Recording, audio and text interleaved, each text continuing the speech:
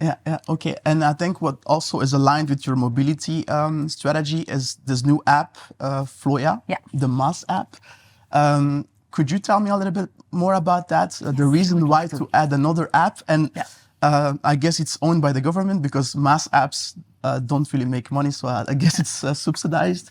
So, but why another app? Because we need another app because there's a lot of apps. And I know this sounds crazy, but Floya is actually an app and it is organized by the government, but especially the public transport companies. So the STIP, the MEVB, has launched it, but with the help of the regional government. And what's the idea? It's now if you want to get around in Brussels, you need to really know how to get along. You need to know, okay, I can take a dot step or I can take a poppy car, or I can go by Cambio, or I can use the STIP, or take the lane MEVB. Yeah. So I have about 12 applications on my phone that I use regularly. So you need to really know your way. So it's not organizing traffic around people. So the idea of Floya was, you need to have an app in which that you say, okay, I'm going from point A to B.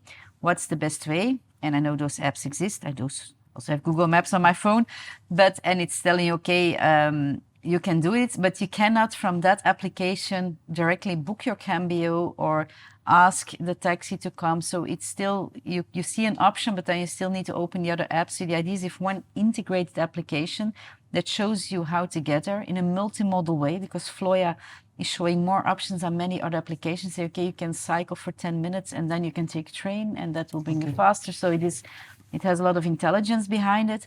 But the idea is especially that you can, from in that app, you can pay all the ways to get around. And so it is an all integrated application. We were very inspired by the system in Vienna.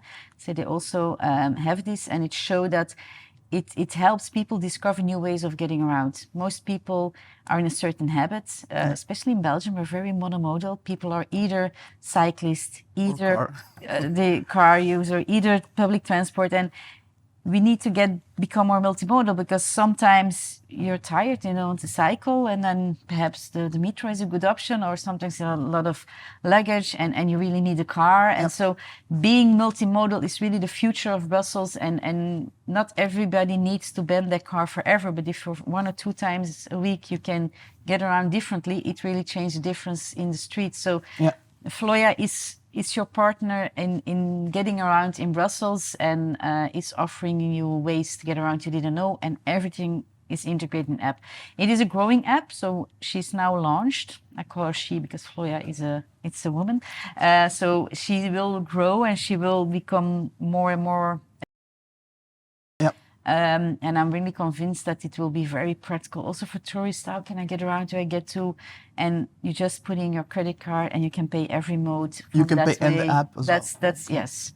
Does it provide? That's a really important element. Exactly. Does it also provide data to the city? Because I can imagine it has useful data for the city in terms of mobility, the planning of streets and so on. If you have all the data, it's very, very useful. Absolutely. The data are anonymized, of course. We do respect privacy, but now we have a lot of data for public transport. Bus line 95 is really saturated, so we need to put in bigger buses on that line.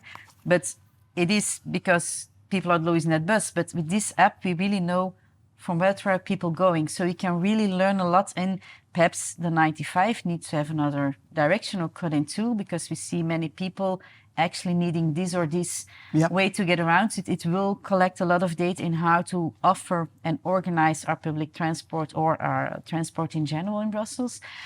Also on who, because we know that men and women, for example, in general, use different ways to get around. So it will really learn us a lot on who is getting around, what are the real needs of mobility, and how can we respond to those needs in the best way. So there's a really rich data collection for the government behind it as well.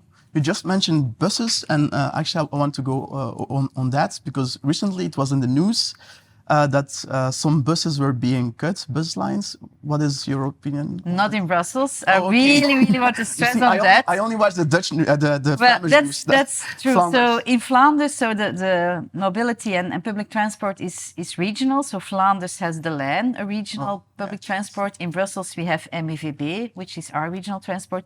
And the MEVB, actually, we have added new lines. We have several new lines, bus lines. We have augmented the frequency of the bus lines, of the tram lines, of the metro lines. We have created new tram lines. We are still doing work, for example, tram line for Neder-Overheembeek. So we have invested a lot in our public transport, and you know, and it's really, okay, perhaps I'm a bit chauvinist and I love my city, but I think we can be proud of the quality of public transport in Brussels, even if it can be better. And so if I also follow the debate in Flanders, where there's 3,000 bus stops being cut, where there's lines being reduced, and it's making me angry, I have to admit it, because I do understand that they're reorganizing, sometimes need to reorganize, but if you reorganize without providing the budget to increase the offer, it is really difficult and people are losing their connections. And we need to have a country in which people can rely on public transport, that you go out and that you know, if I go out, there will be a bus. In Brussels, it's maximum 15 minutes. And we really want to stress on that. If on a Sunday night, I live in Ganswoord, which is one of the communes bit on the outside of Brussels, so I was really far away a place. I just saw my bus passing. I said, okay, I'll take the next one. It was 15 minutes and I was complaining, and I was sending a text to a friend of mine and I say, just missed the bus, I have to wait for 15 minutes. And she said, are you kidding me? You have just an hour. She said, one, you have a bus every 15 minutes on a Sunday somewhere in a lost space in Brussels. And two, she said, there's a signing indicating the time and you can rely on it. And those are really important elements. But this is what you need to have to give people the comfort to rely on public transport. And if we want to have fewer traffic jams in Brussels, we also need people in Flanders and Wallonia to change their mobility habits. And so for me, it's important that people in Flanders can use public transport, because a lot of it's 400,000 cars every day coming in Brussels, going out the evening. So if those people don't have an alternative, we have a problem. So we do have park and rides. We made them for free, and I'm going to take profit from it to make some publicity. We have free park and rides in Brussels. They're not well known, so that's why I say so. But if people in Flanders cannot rely on public transport, in Brussels we also have a problem. So it's something that actually kind of makes me angry. It costs a lot of money. I know that. In Brussels, it's 1/6 of our regional budget. It is a lot of money, but with result. And so I can only plead to the Flemish government, please do invest in this public transport, because every euro we put in it, you gain 2 euros back, because the economy flourishes, because people can get around, people go to bars, to concerts, they move around more. So public transport is also an actor of economical wealth. And so please do invest in it, because we really need it in Brussels as well. Actually, you changed my mind a little bit about Brussels, because as someone from Flanders, we always complain about the traffic when you enter Brussels and so on. That's always a big topic. We always complain about that. But while Flanders is actually cutting down buses, Brussels is investing in mobility heavily. And what is also always a big issue in Flanders in September at the start of the year is the buses for the special needs children, who sometimes sit for 2 hours or 3 hours to go to school. How is that even possible in a country like Belgium? I think. Yeah. It's good to see, because Brussels is often seen, and it's always a capital of a country, but we're often seen as we're in the news when there's problems, and so we don't get the news when things are going well. And so it's nice to have podcasts to say there are problems in Brussels. You definitely changed my mind about Brussels. We still have work in Brussels, but we do have also good things. And for example, half of the people in Brussels don't own a car. So the car possession is really low. So they rely on public transport. They rely on public transport. And so most families in Brussels, they do not own a car. And it's not because they're all ecological cyclists people. It's often because of the cost. The car costs a lot of money. Not everybody can afford it. It takes space. You need a parking space. Yeah. So it is often a choice of an economical choice. So public transport is also a way of offering mobility choices to a population that doesn't always have the money to have a car, and making people being because in Flanders say my car is my freedom. I hate that expression because how is it freedom that you depend on an expensive big metal instrument to get around? For me, real freedom is I can leave my house and I will get anywhere by bike, by bus, by public transport, perhaps by car, without being dependent on having to buy my own personal car. This is, for me, it's a strange way to look at freedom for me.